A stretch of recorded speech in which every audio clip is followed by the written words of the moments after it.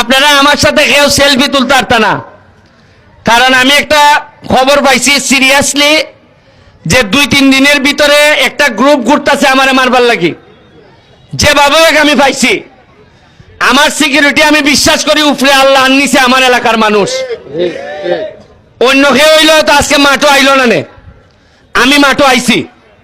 আমি চাই মরলে, আমি সোনারঘাটটা মরলে সবচেয়ে বেশি খুশি হইব যে অন্তত আমার মাটিতে আমার যেন আমার সবকিছু আমার মাটিতেই হয়। তাও আমি ভয়ে আমার কোনো কিছু কাজ আমি বন্ধ করব না। শুধু আপনাদেরকে বলবো, আমি একটা এক্সট্রা সিকিউরিটি আপাতত যে কোনো কেউ আমি শরীরের কাছে এলাও করব না। আপনারা আপাতত আজকে কালকে সেলফি তুলবেন না, কারণ গেলে ফিরানো যায় না। এখন অনেকে কে কোন মন নিয়ে যায় বোঝা যায় না। সবারই তো মনে হয় আমার সোনারঘাট মাধবপুরের, কিন্তু দেখা গেল এই মাছচালো দাঁড়া বা ইয়নি সাথে এটা তো হইতাম পারি না কোন সময়, ওই যে রাসেল বাইপার যেটা। তা আপনারা একটু আমার সেফটির লেগা চেষ্টা করবা, বাকিটা আমি উপরওয়ালার কাছে সাইডা দিছি।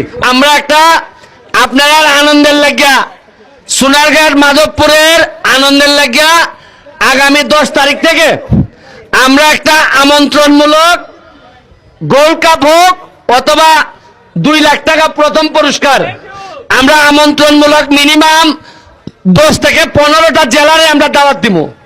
এই সোনারঘাটের মাঠে এবং মাধবপুর স্টেডিয়ামে খেলা হবে। আত্মালি দেও না, অত টাকা খরচ হইব আমার।